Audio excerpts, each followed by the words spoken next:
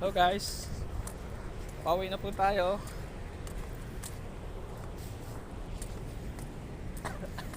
Lalakad po kami.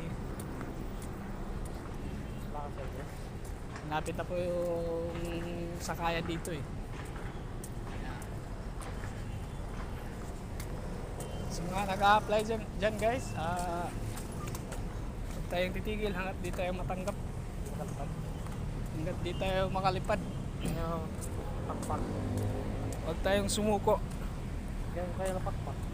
At lagi nating ipagdasal, pag-pray na sana matanggap tayo sa ating ina-applyan. Saka huwag nating kalimutan na